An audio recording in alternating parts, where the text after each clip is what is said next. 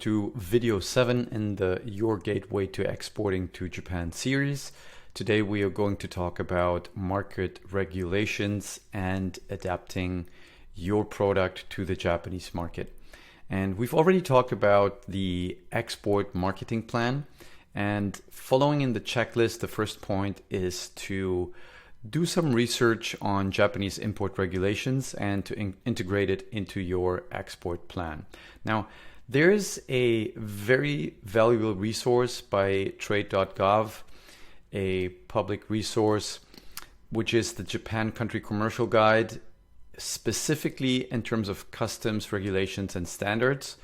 Here you have the chance to look into existing trade barriers, import tariffs, import requirements, and documentation. So you have at your disposal all the necessary information to understand if your product or service has some restrictions or what the requirements are to import it into the Japanese market. It's also a summary of additional web resources at the very end.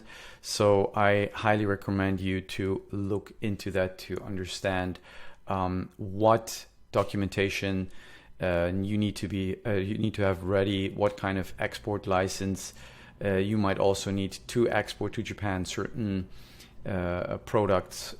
That's something that we've talked in video 5 and 6 as well. So going back to the checklist, now your objective is obviously to research all the licenses and permits that you need for the Japanese market to bring it on onto the market there. So before actually making a commitment, I highly recommend looking through the commercial country guide of Japan by trade.gov. Now, next up, there are some points that are not in here, which are, for example, the marketing preferences in Japan. Now, on this website, there are some indications that I thought were valuable and that I also share, but I want to bring them into a certain perspective and explain a bit about the different points. So number one here is mentioned space saving. This is very true for the metropolitan areas of Japan, so Tokyo, Osaka, Nagoya, then Fukuoka. Specifically in the metropolitan areas of the major cities, this is certainly true. The more you go into rural Japan or not that highly populated areas of Japan, this might not be as much applicable. It still is, because there is a tendency, obviously, that the products are mainly developed for the metropolitan areas, and therefore the other more rural areas of the Japanese market adapt that style of space-saving design and so on. But still, there is definitely more space in areas that are not in the highly populated Japanese metropolitan areas. Now, next up is cost conscious, and this is something I have to say I would also agree, but it's not the primary focus of a Japanese consumer. It depends obviously on the product, but still, I would say quality is usually always over cost. So it's not a tendency to look for the cheapest product wherever possible. Luxury centered, there needs to be some kind of premium story around the product that will make it very appealing to the Japanese market or to a Japanese consumer, because Japanese try to individualize themselves buy the products that they purchase, and having a product that tells a story, that has a premium vibe around it, is very important to most Japanese consumers. Now, number 4 is reputation focused. This is something very interesting that also relates a bit to cost. So let's say when a Western consumer sees a product and is interested in the product, the consumer will first ask, how much is it? How much do I have to pay for this pen?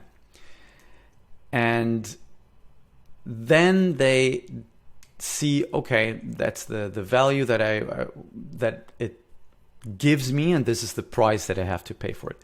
A Japanese consumer will most likely not ask for the price of the pen immediately.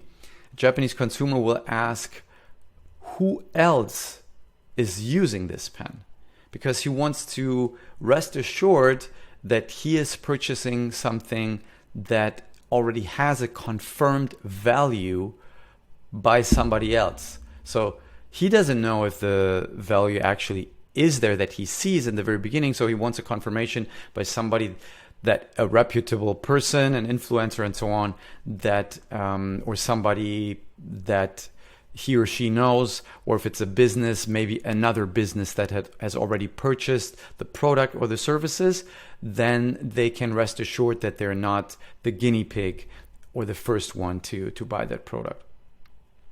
Now, there are many other points, but I want to leave it here, and also some examples how localization is very important for the Japanese market. But I think you get the point on what the marketing preferences are in Japan. Again, there's much more to read about this in there, and I'm also happy to answer any questions you might have for your specific product or service on the Japanese market. Now, talking about research on label and packaging requirements for your products in Japan, again, going back to the country guide from the trade.gov website, there's also a labeling and marking requirements section here, where you can learn how you might need to label your product depending on the product category that you have.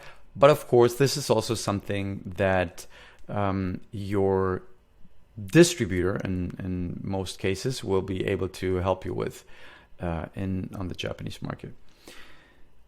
Now, talking about contracts in Japan, contracts aren't something that are as common or seen as an initiation of a business relationship in Japan, but it's much more a symbol that a business relationship has already been formed, and it's kind of symbolic. Okay, we can have a contract, but we actually already know what we're going to do, and we already agreed on all the terms.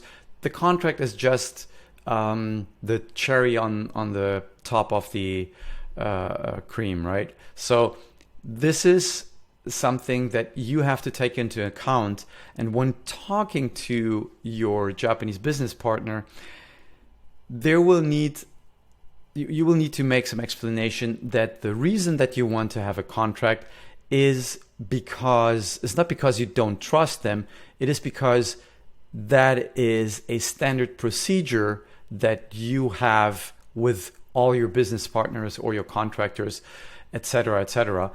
So they do understand that it's not a lack of trust, because they might react a bit confused if you come up with a contract requirement. And also, please understand that most Japanese businesses are not used, believe it or not, they're not used to written contracts. Many of them do business just with a verbal agreement in Japan, specifically small and medium-sized companies in Japan. So be patient. They will understand that you need the contract, but be patient with them and understand that for them it's symbolic. So you can read more about the role of contracts here in this link, and be patient when requesting the contract itself. So next are immigration regulations for travel and work visa to Japan. So usually you can go to Japan without a certain visa if you're from the US or from most European countries for 90 days, and also conduct non-actual sales or payroll related business in Japan. So you can do market research and so on.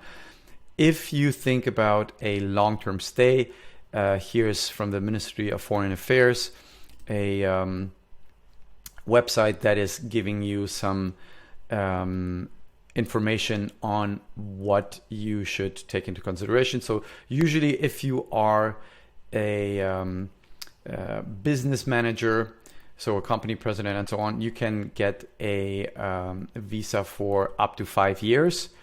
If I think you will have to first show that you've established a Japanese subsidiary or branch office in Japan, and then through that you will be able to obtain a visa.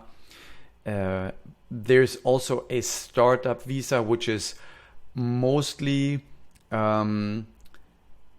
for research purposes, because this one is only for 6 months. So I wouldn't recommend this one. Maybe as a first initiate, like to start doing some research on the Japanese market, this might be an option. But if you are a business owner, or you want to send over a director for your Japanese branch office to maybe do interviews and so on, this is possible in the 3 months tourist or business visa. But if you want to go further than that, the business manager visa is something that I would recommend. Now, this was it for the Japanese regulations and market adaptations. I know there might be even more question marks than prior to watching this video, but I encourage you to use the comment section and ask any questions you might have, and I'd be happy to get back to you on this. On the next video, we are going to talk about logistics, shipping, and delivery, and I'm looking forward to seeing you in the next one.